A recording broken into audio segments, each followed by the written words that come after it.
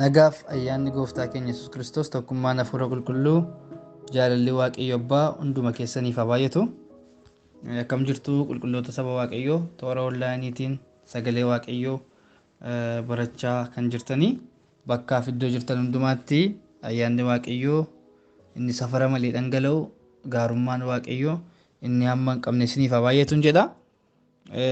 Egaan jaala waaqayyo teennaan yeroo darbee kutaa jalqabaa keessatti macaafi qulqulluu maali kan jedhu walii wajjin barachaa turreerra. Macaafi qulqulluu maali kan jedhurraa kaafnee wantoota hedduu dubbachaa turre. Waa'ee macaafa qulqulluu qabittee kan kee waa'ee inspiration of gaaddii yookaan oofama hafuura qulqulluu macaafa qulqulluu akka barraa'e maddi macaafa qulqulluu eessadhannee yookaan maddi kitaaba qulqulluu eessadhaa kan jedhu ilaallee dubbachaa turre. Kitaabni qulqulluun kaayyoo qabanne kaayyoo jechuun immoo maal jechuudha waa'ee kaayyoo ilaallee dhaaban. Har'a jaala waaqayyoo ta'e kaayyoo kitaaba qulqulluu beekuu kan jedhu walii wajjin ilaalla. Mee gara sagalee waaqayyoo barachuutti osoo hin darbinii dursinee walii wajjin waaqayyoon kadhannaa. Namni hundumtuu bakka jirutti lapheesaa hafuura isaa qopheessu akkuma nama calmanne waa dhaggeeffatutti osoo hin taane sagalee waaqayyoo isa guddaadha. Sagalee waaqayyoo isa jiraataadha. Sagalee waaqayyoo kana immoo hundumti keenya hojjechuu akka inni danda'u itti amanaa sagalee waaqayyootti hafuura waaqayyootti laphee keenya qopheessaa fuula waaqayyoo duratti dhiyaannu. Mee gabaabsinee kadhanna. Yaa waaqayyo abbaa keenyaa uumaa keenyaa bara baraan mootii taate kan jiraattu ti abbaa keenya nu ilmaan keetii barootaaf guyyoota dabarsine hundumaa keetti nu wajjin taatee nu gargaartee ayyaanni keef araarri kee nuuf baay'achuurraan kan kee guyyaa kana yeroo kana har'a geenyeerra. Maqaa gooftaa maqaa Yesuusiin galanni siif haa ta'u. Dhaloota keenya dursitee yaadaan nu qabdee akeeka kee keessa akka deddeebinuuf guyyaan kee gaafa ga'u immoo baaftee mul'ifte baroota uumamuu biyya lafaan dura yaadaan qabde karaa ilma kee gooftaa keenya Yesuus Kiristoos jireenyicha gaarii yaada kee akeeka keessa gaarii sana kee akka deddeebinuuf isa yaadaan qabde sana guyyaan isaa gaafa ga'u mul'iftee nu immoo isa kee akka deddeebinu waan gooteef maqaan kee waaqaaf lafarratti kan eebbifame haa ta'u. Har'a immoo aniif obboloonni koo kun sagalee kee dubbii kee barachuuf walitti qabamneerra. Dubbii sagalee kee isa ta'e hafuura qulqulluudhaan nu barsiisuun fedha keef jaalala kee nuuf haa ta'u. Ilaa ati abbaa keenyadha. Yeroo hundumaa sirraa barachuu barbaanna. Barsiisaan keenya ni dhugaan hafuura kee qulqulluudha. Kakuu haaraa kanatti barsiisaa saba hundumaa kan ta'e hafuura kee qulqulluu nuuf laatteeti. Maqaadhuma Iyyasuus Kiristoosiin nan jedha hafuurri kee qulqulluun jireenya keenya qalbii keenya hafuura keenya hundumaa bitee nu haa gargaaru. Nu wajjin ta'e nu gargaari. Qalbiif lapheen keenya siin banamu hafuurri keenya hundumtuu ayyaanni keenya deddeebiin keenya hundumtuu hafuura keetiin eegamu. Jalqabni xumura ta'e nu geggeessi maqaa ilma kee gooftaa keenya Yesuus Kiristoosiitiin ameen. Kaayyoo kitaaba qulqulluu beekuu kan jedhu walii wajjin ilaalla. Egaan har'a amma ayyaanni gooftaa nuuf baay'ate.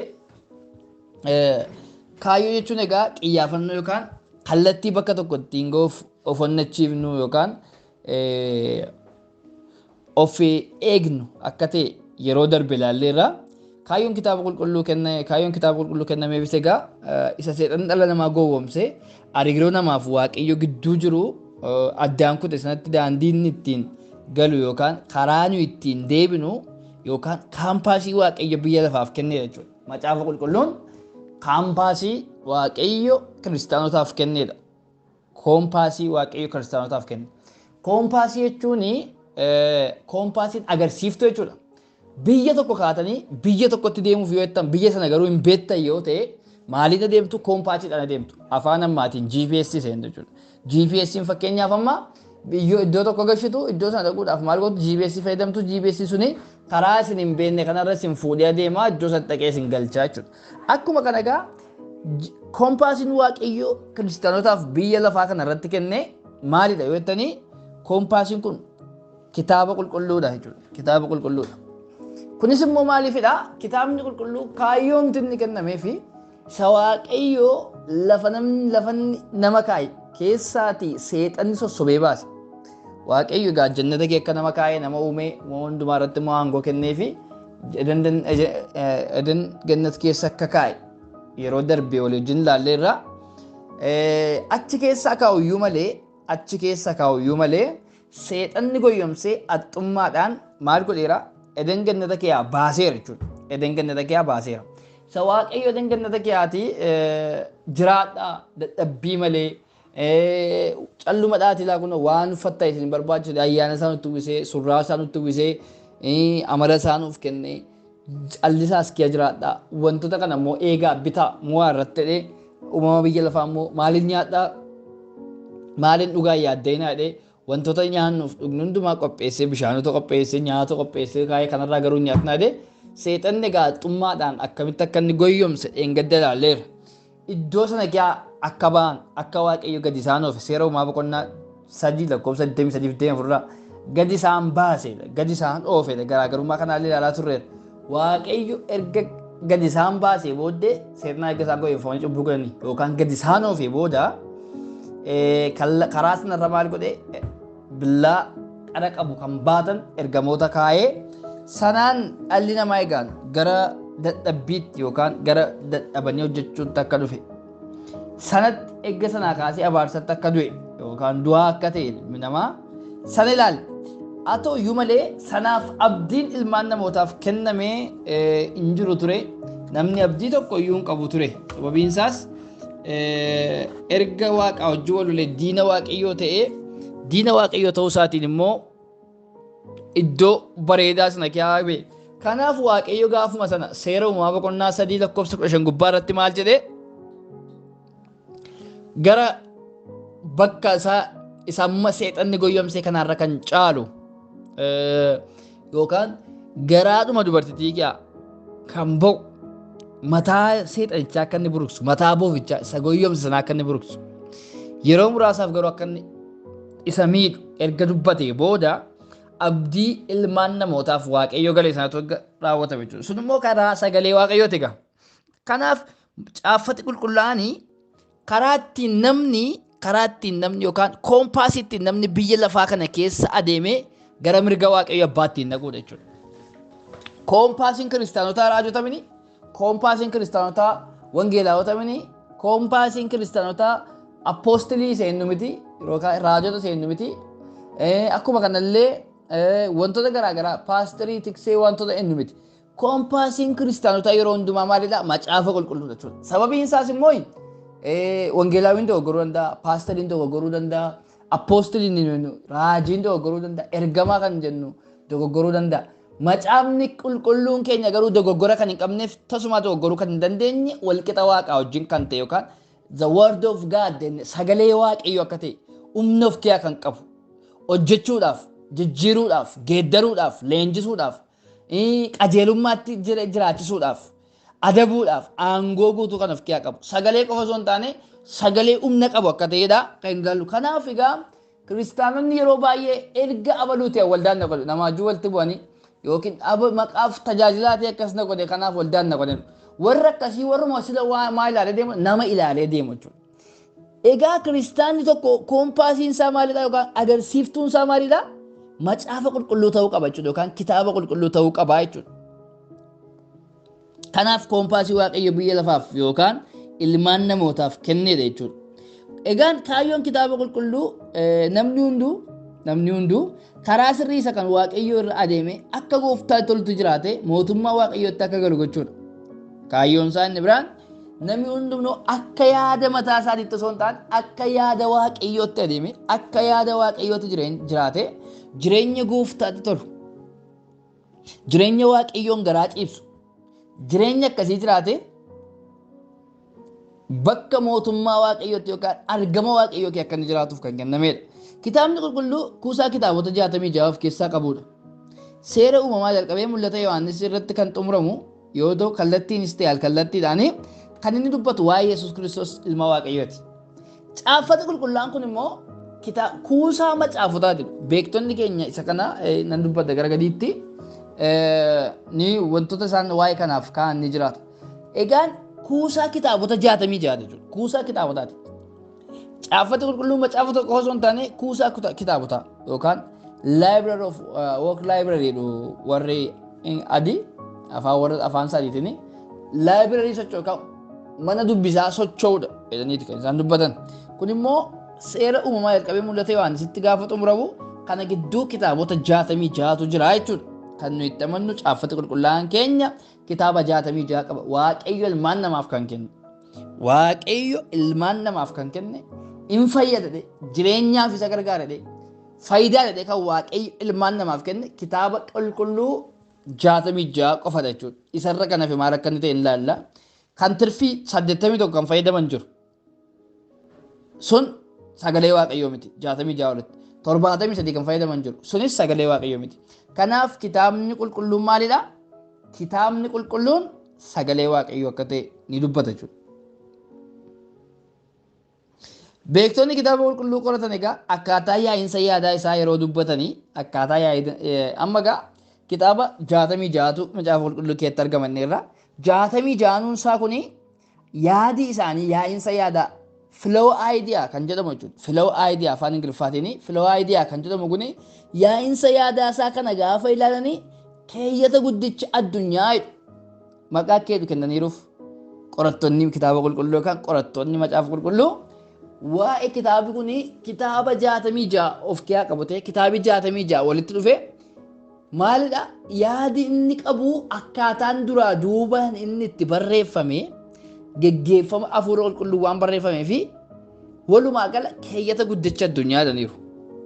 Keeyyata guddicha addunyaa maaliif jedhame macaafni qulqulluun? Keeyyata guddicha addunyaa maaliif jedhame macaafni qulqulluun? Tokko yaadoleen achi keessa jiran kan waliin dhiinneef kan wal simanidha. Yaadolee achi keessa jiran kan waliin dhiinne kan immoo wal simatanidha. Kan waliin dhiinne kan immoo wal simatan. Inni lamaffaan keeyyata guddicha kan jedhamee fi keeyyati tokko dhimma ijoo tokko qofa of keessaa qaba. Keeyyati tokko dhimma ijoo tokko qofa of keessaa qaba. Dhimmi ijoo immoo iddoo gurguddaa sadiitti argamuu danda'a. Tokko jalqaba himaa irratti, lammaffaa gidduu himaa irratti, sadaffaa dhuma yookaan goolaba himaa irratti galuu danda'a. Garuu dhimmi ijoo keeyyii tokko dhimma ijoo tokko of keessaa qaba. Inni kaan keeyyata naannee kan jiru maalidhaa? Inni kaan goolaba. Inni kaan qaama keeyyatichaati. Dhimma ijoo sana kan ibsa jechuudha. Kanaaf keeyyanni tokko dhimma ijoo tokko of qofa qaba. Ta'us bakka adda addaatti argamuu danda'a. Dhimmi ijoo akkasitti tokkicha ilma isaa dhimmi ijoo keeyyata kitaaba qulqulluu tokkichis yookaan dhimmi ijoo macaafa qulqulluu keenya dhimmi ijoo macaafa qulqulluu keenya waaqayyo akkasitti tokkicha ilma isaa amma kennuufitti biyya lafaa jaallate. Kun immoo isatti kan amanu hundinuu jireenya bara baraa qabaatu malee abaduuf miti kan jedhu Yohaannis boqonnaa 3:16 gubbaatti kan argamudha jechuudha. Dhimmi ijoo macaafa qulqulluu seera uumamaan jalqabee amma mul'ate Yohaannisitti gaafa konkluujiinii isaa baaftanii maalidha kan inni mul'isu? Waaqayyo biyya lafaa akkamitti akka inni jaallate ilma isaa immoo kennuufi isatti kan amane jireenya bara baraa qabaatu. Jechi kuni dhimma ijoo macaafa qulqulluuti jechuudha. Dhimma ijoo macaafa qulqulluuti. Yohaannis boqonnaa 3:16 gubbaa irratti arganna jechuudha. Caqasa kana keessatti egaa tokkicha ilma isaa fi isatti kan amanu jechuunsaa Kiristoos jechuusaati. Tokkicha ilma isaa isatti kan amanu. Isatti kan amanu kan jedhu kun Kiristoositti, Yesuus Kiristoositti kan amanu jechuusaati. Kanaaf kaayyoon kitaaba qulqulluu Yesuus Kiristoos namootatti mul'isuuf kan nuuf kennamedha jechuudha. Waaqayyoon akka nuyi barruuf waaqayyo by the way namni waaqayyoon hin argine waaqayyo barbaade nama arge. Waaqayyo ofii isaa namatti of mul'ise malee nuyi barbaannee waaqayyoo hin argine. Waaqayyoon barbaannee arguu hin dandeenyu. Waaqayyo immoo karaa adda addaa namatti akka of mul'ise ilaalaa turreera. Tokko general revelation kan jedhu ilaalleerra uumama harka isaatiin waaqayyo namatti of mul'iseera. Lammaffaa karaa Kiristoos namatti of mul'iseera. Karaa caaffata isaatii yookaan macaafa qulqulluu kanaa immoo maal godheera? Namatti of mul'iseera waaqayyo. Kitaabni qulqulluun kun kaayyoon kitaabni qulqulluu kennameef egaa hima ijoo tokkoof yaa qabneera. Kaayyoon isaa maal inni?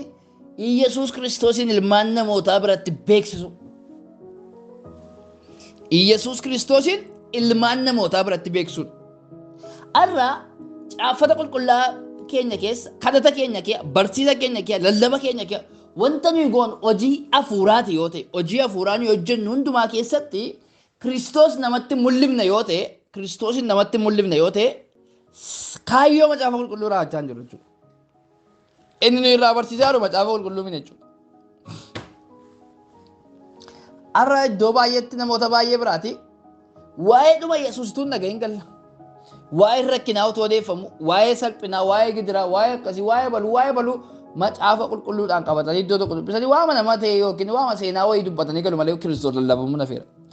Garuu gara kaayyoo kitaaba qulqulluutti deebi'uu qabna. Nuti warri lallabnu amantoota dabalatee nuti warri barsiifnu, warri tajaajillu, warri kadhannu hundumti keenya gara kaayyoo kitaaba qulqulluutti deebi'uu qabna. Kitaabni qulqulluu waa'ee rakkinaa akka nuyi odeessinu mini baay'ee. Waa'ee wanta ta'e tokko akka nuyi odeessinee darbinu mini waltajjii qabanne. Waa'ee Yesuus Kiristoos namoota akka nuyi waan rakkina qabdee hin ceetamnaame akka nuyi nuuf osoo hin taane rakkina kana keessa teesseeyyuu ulfinni guddaan jira. Waaqayyo jira. Abdiin kennite Kiristoos jiratte inni lubbuu kee fayyisee jireette waa'ee isa olii akkati dhalootatti himnu akkanaafidha kan kaayyoon Waaqayyo kitaaba qulqulluu nuuf kenneef. Kunarra waldoota baay'ee kiyaa, kunarra tajaajiltoota baay'ee kiyaa ana dabalatee badeera. Inni kaan biizinesi sentarii godheera alla. Kaan wantoota garaagaraa ittiin fayyadameera jechuudha. So kun maal ta'uu qaba? Kaayyoo isaa ganamaatti deebi'uu qaba.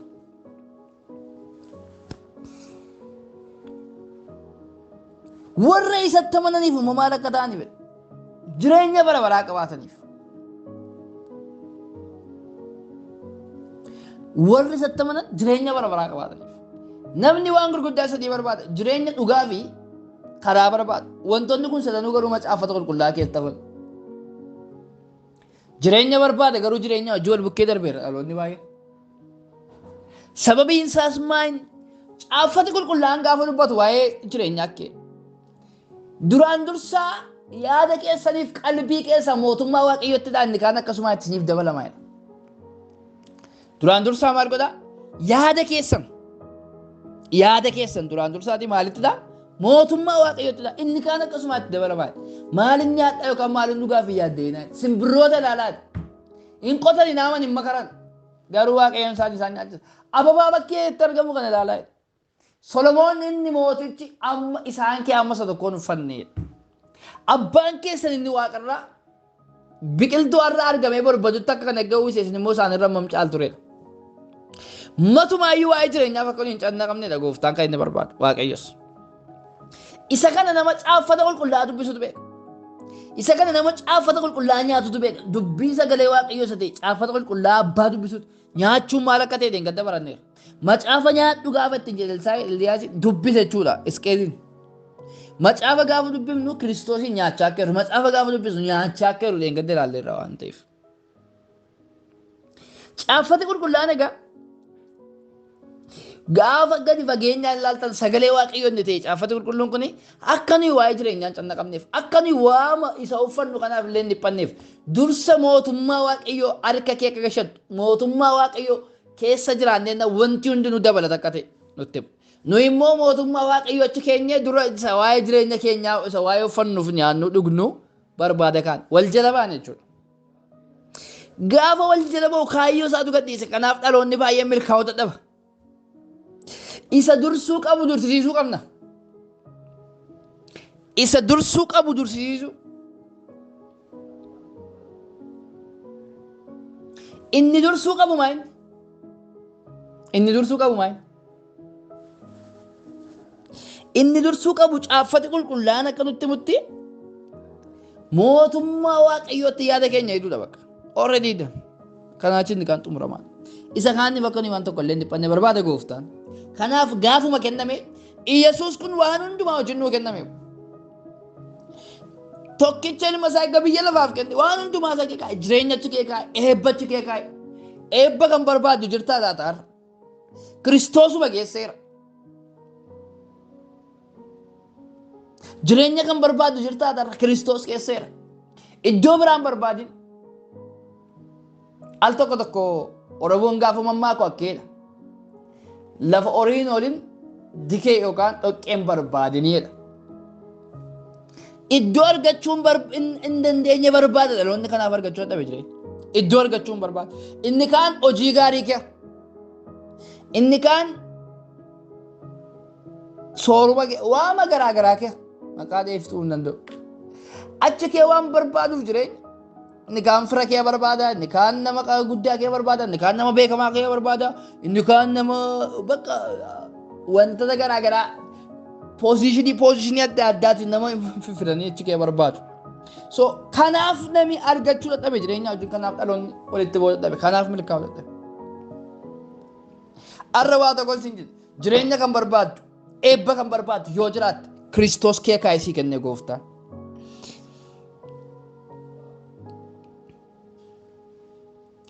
Yohaannis boqonnaa 20:31 gubbaa. Isaan kun garuu Yesuus Kiristoosicha ilma Waaqayyoo ta'uu isaa akka amantaniif amanachuu keessaniis maqaa isaatti jireenya akka qabaattaniif caafaman. Warri kam caaffati qulqullaa'an kuni warri caafame kun warri 66 kuni akkasin yoo amantaniif Yesuus Kiristoosicha ilma Waaqayyoo ta'uu isaa akka amantaniif.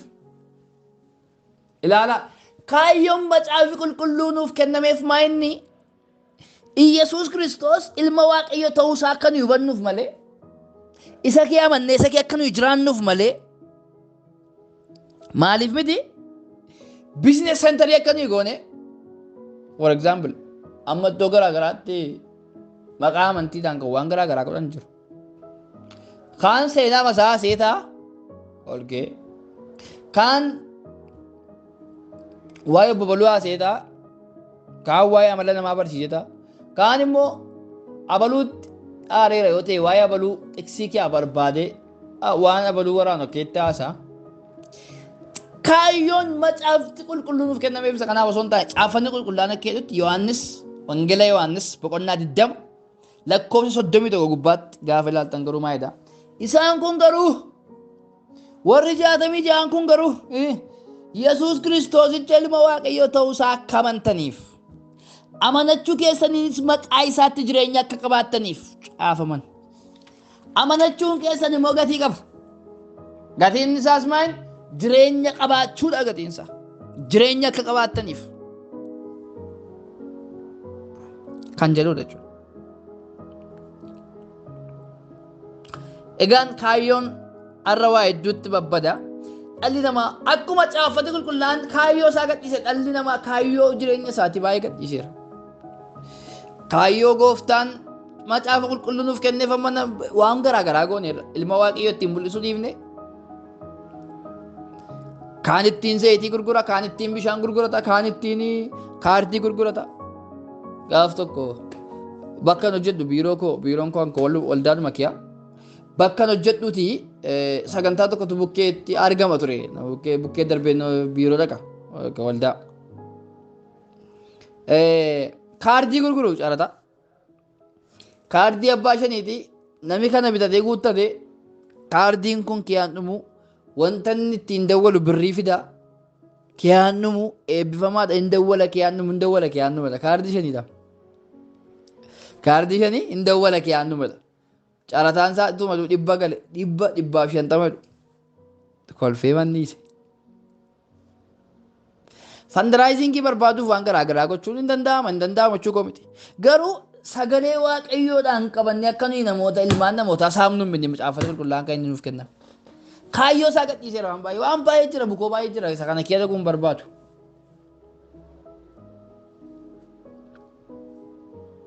Kaayyoo kana duukaa gabaabsee waan tokko isheetti mee darbuu barbaada.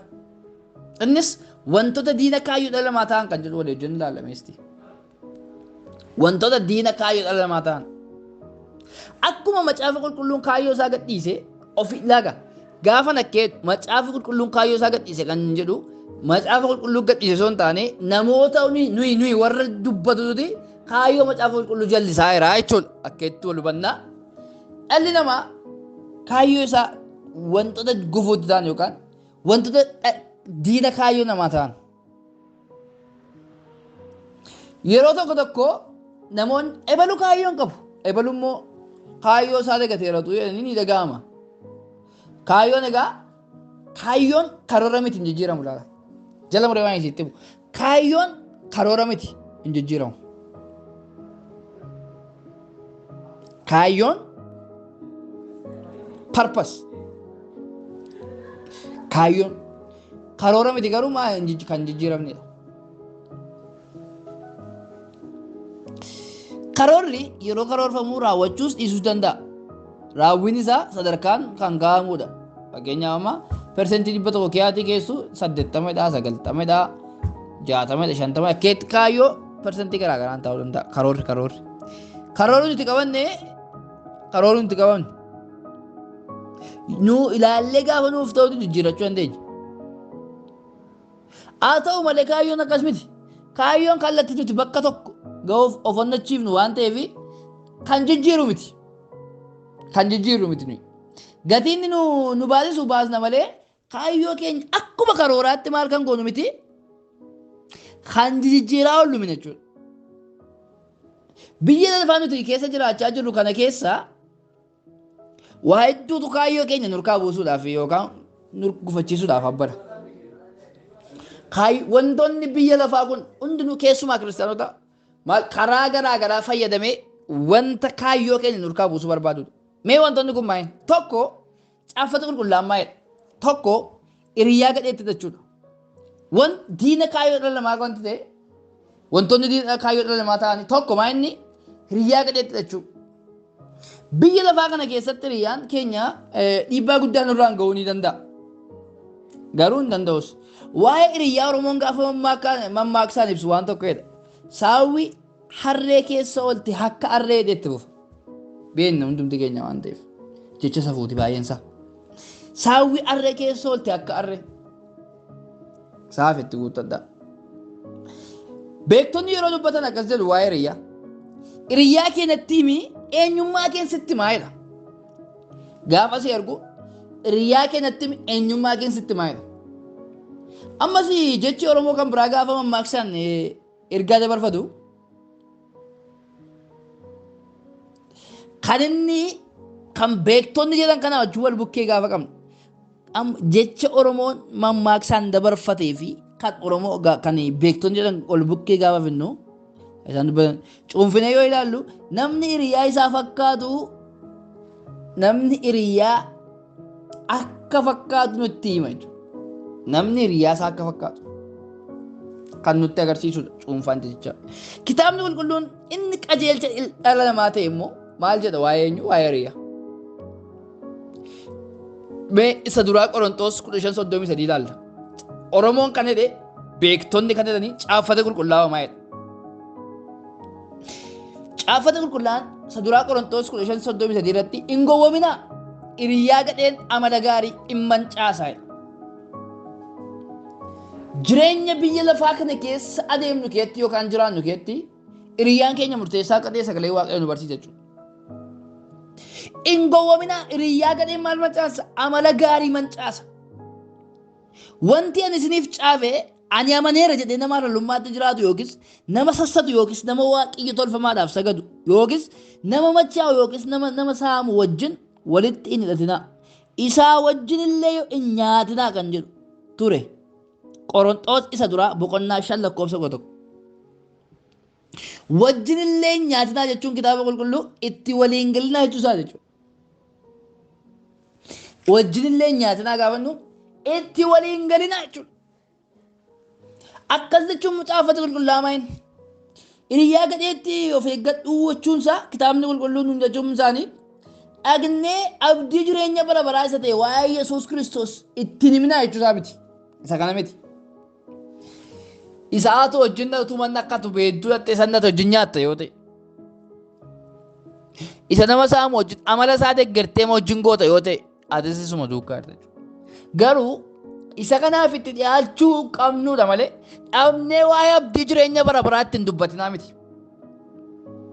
Dhagnee waa'ee jireenya abdii bara baraatti himuu dandeenya. Fakkeenyaaf isa haatu dhagnee dubbifnee jaalalaan itti dhiyaannee dhiisi hojiin kun gaarii mini. Ila ati jireenya bara baraa qabda. Ati akkasi. Jireenya bara baraa ati qabda. Jireenyi bara baraatti qabdu immoo kana Yesuus Kiristoos. Kanaaf Yesuusitti amani. Jennee itti himnee hojii isaa isaamaatti akka inni deebi'u gochuu dandeenya. Garuu hojiin itti hirmaachuu hin qabu. Yeroo gara isaanii deemnu hojii isaaniitti akka waliif hin galle amala gadheessa isaan qaban maal gochuudha? Keessa isaanii baasuuf jennee amala isaanii isa kitaabni qulqulluu gadheedha nuun jedhu akka hin qabamneef of eeggachuu qabna jechuudha. Namoonni baay'een waa shaakiyaa namoota baasuu dhaqan jechuudha. Al tokko tokko nama waa shaakiyaatti kufee beeku achi irra gararraa dhaabatee nama si rakkisu yaada. Achi waa shaakiyaa baasuuf utuu si rakkisu inni gajjallaa sun humna caalee keeyatte inni ofii kufaa jechuudha. Lamaanuu waa shaakiyaa bu'u. Caaffata qulqulluudhaan isa kan akkas hin taanedha. Warra hin amanne wajjin walitti hin hidhatinaayedha. Qajeelinni fi jallinni maali walitti qabu? Ifniif dukkanni tokkummaa maalii qabu reedha? Isa lammaffaa Qorontos boqonnaa 6:14. Hiriyyaan jiraannu murteessaadha jireenya keenya keessatti dhiibbaa gaggeessuu danda'a. Sababiin isaa nama kam caalaatti dhiibbaa nurratti kan gaggeessuu danda'u hiriyyaadha. Namoonni baay'een karaa hiriyyaatti kan isaan miidhaman. Kanaaf caaffata qulqulluudhaan hiriyyaa wajjin jiraannu illee akkamitti akka wajjin jiraannu nu gorsa jechuudha. Akkamitti wajjin jiraachuu akka qabnu, akkamitti wajjin deddeebi'uu akka qabnu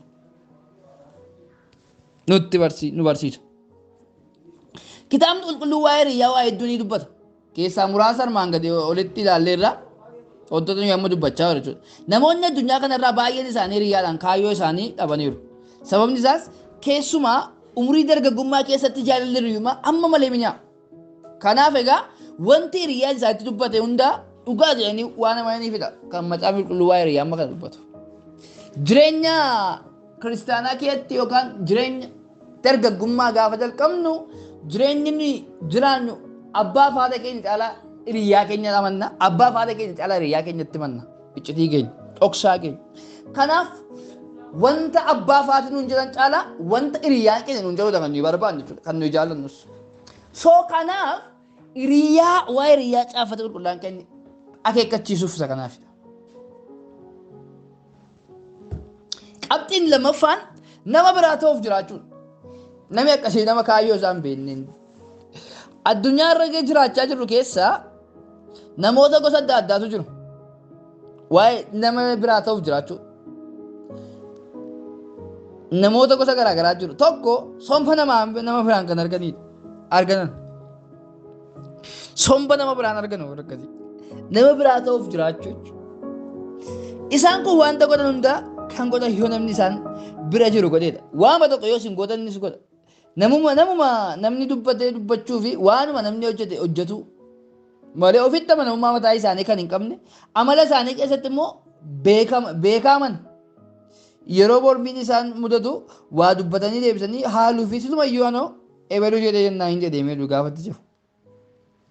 Waa isa kanaa Oromoon waan tokko mammaaka. Akka baluun sirbaan morma nama jallisaadha Oromoon keenya gaafa dubbatu waa isa kana jechuudha. Akkuma jedhan namoonni akkasii osooma akka baluu jedhanii nama ilaalanii wanta hojjechuuf dhufan utuu hin hojjetin biyya lafaa kanarraa darbu. Warra akkasiin warra somba nama biraan arganan jechuu dandeenya jechuudha. Haa ta'u malee namoonni hundumtuu garuu akkas miti. Namoonni akkasii kuni kaayyoo waaqayyo isaan uumeef utuu hojjetin kan darbanidha. Yoo isin faarfattan hin faarfatu, yoo isin raajjan hin raaju, yoo isin lallabdan lallabu inuma mokkaru jechuudha. Malee kaayyoo mataa isaanii qabaatanii waaqayyo kaayyoo kanaaf nama jedhanii kaayyoo uumamuu isaanii beekanii jiraachuu hin danda'an. Namni akkasitti mani nama keessuu abaluu yoo abaluun fi abaluun ta'uu barbaada. Yoo raajii masarratee arge akka raajii masarratee ta'uu barbaada. Yoo iyyuu arge akka iyyuu ta'uu barbaada. Fakkeenya isinii fudhadhe. Yoo moo nama biraa yoo Elsaayi arge akka Elsaayi yoo Eliyaas arge akka akkuma namoota argee ta'uu kan barbaadan. Sombu'aama isaan godhan gochuu kan barbaadan kan yaalan warra akkasii warra somba namaan arganu jechuudha. Namoonni hundumtuu akkas miti gaa. Kana hundumti keenya iyyuu beekna. Addunyaa kanarraa immoo namoonni ofii isaaniitti amanan muraasa. Warreen akkasii waan ta'e itti quufu. Namoonni akka isaan waa akka isaanii dubbachuutti hin ariifatan namoonni akkasii jechuudha. Waa dubbachuutti hin ariifatanii waan dubbatan immoo hin haalan. Kanaaf yeroo hundaa hawaasa keessa jiraatan keessatti ni sodaatamu ni kabajamus. Dubbii afaan keessaa ba'uun akka jireenyaatiin jaalalaan amantiidhaan of qabuudhaanis amantootaaf fakkeenya ta'e. Namni tokko illee ijoollummaa keetiif sin tuffatinedha. Ximiixee duraa boqonnaa 4:2 gubbaatti. Warra akkasii kana egaa warra ofii isaan wanta dubbatan xiinxalanii dubbatu. Wanta dubbatan beeku bakka. Wanta dubbatan beeku. Malee waan beekan hin dubbatan. Namoota addunyaa kanarraa gosa lamatu jiru. Waan dubbatan kan beekanii fi waan beekan kan dubbatan. Gowwaan waan beeku dubbata, ogeessi garuu waan dubbatu beeka. Wanta dubbatu beeka. Maal dubbachuu akka qabu iddoo isaa wajjin haala isaa wajjin waan hundumaa beeka. Addunyaa kana keenya irraatii dubbiidhaan namoota baay'ee dhabneerra waan ta'eef. Waan dubbatan wallaaluudhaan, waan beekan immoo dubbachuudhaan addunyaa keenya irraa namoota hedduudha kan miidhame. Addunyaa keenya irraa namoota hedduudha kan lubbuudhaan darbe. Kanaaf sagaleen Waaqayyoo isa kanallee akkeedha. Xiimotewos isa duraa boqonnaa 4 lakkoofsa 12 gubbaatti akkeetti nu barsiisa. Inni sadaffaan kanuma kootu caala kan jedhanidha. Namoonni akkasii yeroo mara nama hundaa akka caalanitti of ilaalu. Wanti namoonni biroon hojjetan hin liqinfamuuf. An kootu caala, amalli kan kootu caala. Amalli namoota akkasii hojiin, dubbannaa, gorsaa kan kana fakkaatan himaa jedhu isaan qofaatu sirriidha. Kadhannaatti isaan qofa sirriidha. Yoo lallaban isaan qofa, yoo barsiisan isaan qofa, yoo raajan isaan qofa. Kan namoota biraan liqinfamuufi namoota akkasiitti kan kootu caala kan jedhan namni akkasiis kaayyoon isaatu galman ga'ee nafa. Nama biraarraa amantaa waan hin qabneef nama wajjin jiraachuu hin danda'an. Wanta hojjetamuuf dubbatamu hunda keessa galuu barbaadu. Isaan galchus isaan hin galchinis. Kanneen akkasii kun egaa hawaasaaf naannoo jiran keessatti irraa baqatamuun dhuma irratti qofa galeessa ta'u. Warra kaan irratti immoo eenyutu caalmaa siif kenneedha warra kanaan immoo macaafa qulqulluu. Waa'ee warra kanaa gaafa dubbatu. Isa duraa Qorontos boqonnaa 4 lakkoofsa 7. Warra kaan irratti immoo eenyutu caalmaa siif kenna. Waan Waaqayyo siif hin kennin immoo maal fa'aa qabdare? Isa irraa fudhattee erga ta'e immoo maaliif akka waan kennaa hin ta'in ittiin of jajjare? Kennaan ittiin of hin jajamu obboloota. Kennaadhaan of jajuu hin dandeenyu. Kennaan kan keenya miti. Waan nu madaalus miti kennaan. Wanta nuuf laatame wanta ofii keenyaaf hin namni wanta ofii keenya itti dhamaanee godhanne miti. Maaltu warra kaan irratti caalmaa siif kennisiif? Nan caala kan jettu ati. Kan kee malee kan koo malee fudhatamu kan jettu. Ati eenyuun caalta eenyuutu warra kaan irratti caalmaa siif kennee siin jedhama. Waan Waaqayyo siif hin kennine maal qabda? Tu Waaqayyo siif hin laanne ta'e just ofii kee waan tokko gochuu akka hin dandeenye. Ofii keenya waan tokko gochuu akka hin dandeenye sagalee Waaqayyo ta'u. Wangeela Yohaannis boqonnaa 15 lakkoofsa 1 kaastee yoo ilaalte isin damoota kooti ani hundeedha. Damicha kan eeguun abbaa kooti. Natti addaan baatanii homaa tokko illee godhachuu hin dandeessanidha. Kanaaf caafata qulqullaan kan inni akkee dhufu. Kanuma kootu caala warra dhanii sakkeedha jechuudha caafata qulqullaan. Inni shanaffaan murtoo dhabuudha. Garaan murtoo hin qabne diina abbaatii jedhu gaafa ammaa kana. Namni kaayyoo qabu murtoo qaba. Murtoon bakka ga'uuf aggaamne tokko ga'uuf rakkinoota nu mudatan hundumaa bakka ga'uudhaaf aggaamne jiru yookaan ilaalannee jiru tokko ga'uudhaaf rakkinoota nu mudatan hundumaa nam fudhadha jechuudhaan of qopheessuudha murtoon. Egaan kaayyoon karoora miti hin jijjiiramanneerra nu jijjiirsuuf garuu waa hedduutu nutti dhufa.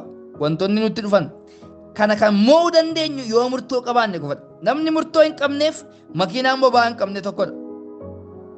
Adeemuu hin danda'u bara jiraatu guutummaa iddoo tokko dhaabatee hafa. Nadaajiin boba'aa malee dhiifama makiinaan boba'aa malee socho'uu akkuma hin dandeenye namni murtoo hin qabu ta'e jireenya hafuuraa keettis ta'e foonitti socho'uu hin danda'u. Diinkii ta'ee hafa jechuudha. Garuu utuu hin mamin amantiidhaan akkadhattu. Namni mamuu akka dhagaa galaana isa qilleensaan asiifachi oofamee darbatamuuti. Namni akkasii gooftaa biraa waan argadhaa jedhee hin eeggatin. Garaan nama akkasii wallaalammiidha. Yaanni isaas waan hundumaa qabee gadhiisa. Malee iddoo tokko hin dhaabbatu. Yaa'aqoob boqonnaa 1 lakkoofsa 6-8. Warra murtoo hin qabne sakkee. Murtoo akkamii qabaan, ejjennoo akkamii qabaan nu barbaada. Sagalee Waaqayyoo irratti, lafa jirru irratti murtoodhaan akkamii hojjennu. Ejjennoodhaan wanta keessa jiru keessatti akkamii hojjennu barbaada gooftaan. Yeroo kadhannu ejjennoodhaan murtoodhaan, yeroo faarfannu, yeroo lallabnu kutannoo numarraa barbaada jechuudha Yesuus. Galanni gooftaaf haa ta'u. Inni shanaffaan yeroo malee gaa'ela keessa seenuudha. Qabxii kana dubbadheen barumsa keenya guyyaa irraa xumura. Kun diina kaayyoo dhala namaa kan ta'e inni biraa sabiraadha jechuudha. Yeroo malee gaa'ela keessa seenu gaa'elli gaariidha. Yeroo malee garuu gaa'ela keessa seenuun dhukkuba guddaadha. Kana jechuun egaa gaa'ela dhaabbachuun sirrii miti jechuu koo miti. Garuu osoo of hin danda'in gaa'ela keessa galuun sirrii akka hin taane kitaabni qulqulluun nu barsiisa. Fakkeenya boqonnaa 24 lakkoofsa 27 gubbaa. Maasii qopheeffattee waan ittiin jiraattu amma argattutti mana hin dhaabbatinidha. Maasii qopheeffattee waan ittiin jiraattu amma argattutti mana maaliin godhin hin dhaabbatin. Mana hin dhaabbatin jechuun mana ijaarinii mini isa lafaa mini.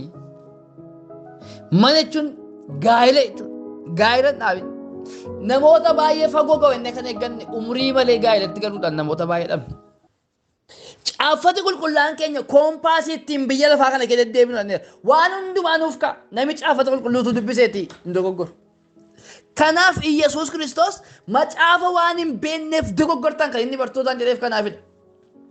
Dhaloonni har'aa kan inni dogoggore ofiis banee namas balleessaa rumaa inni yottan dadhabinni isaa inni guddaan caaffata qulqullaa dubbisuu dhiisudha. Caaffata qulqullaa nyaachuu dhiisudha. Waaqayyo gara macaafa isaatiitti nu haa deebisu. Gara dubbii isaatiitti. Gara sagalee isaatiitti nu haa deebisu. Yeroon itti gaa'ela keessa seenan umurii akkasiiti kan jedhu murtaa'ee kitaaba qulqulluu keessa hin jiru. Haa ta'u iyyuu malee gaa'ela keessa seenuudhaaf ulaagaan nu barbaachisu maal akka ta'e kitaabni qulqulluun ni dubbata. Akkuma amma ani dubbadhe osoo maasiin qopheeffatiin mana hin dhaabbatin akkuma jiru. Namni tokko gaa'elatti osoo hin galin galii dhaabbataa yookaan wanta ittiin galii argatu akkasumas ogummaa ittiin abbaa manaa ta'e mana isaa geggeessu yoo qabaate gaariidha. Namoonni hedduu yeroo malee osoo waan tokko alaas manaas hin qabaatin osoo barachaa jiranii gaa'ela keessa galuun kaayyoo isaanii yeroo addaan kutan ni argama. Barataa kutaa 12 barataa kutaa 11 isayyuu nama gargaara barattuu kutaa 11 fuudha. Inni iyyuu maatii isa gargaaraadha walitti dabalamee maatiin lamaan isaanii gargaara jechuudha. Gaafa waggaa tokko mucaa dhufaa jireenyi malaataa inni caalaa namatti hadhaa jechuudha. Geeshoo jedhu biyya keenya baay'een ta'u. Geeshoo caalaa namatti hadhaa jechuudha. Amma gaa waaqatti dhagaa guuruu halkaba jechuudha. Kalee dheengaddaa sin jaallatuun sin argin yoon bule nan du'aadha amma ija kee argaa kee arguun barbaadu beeluu narraa fudhadhu moo baaqee fudhadhu. Rakkoonni guddaan kun maa inni yeroo malee itti galu. Yeroodhaan waan hundumaa akkanii goonu. Namni tokko inkaamitti hin jiraatu yoo qabaate amma waan ittiin jiraatu argatutti akka mana dhaabbanne sagalee waaqayyootu nu barsiisa waan ta'eef. Qabxiileen shanan kun egaa wantoota diina kaayyoo dhala namaa ta'anidha. Namni akka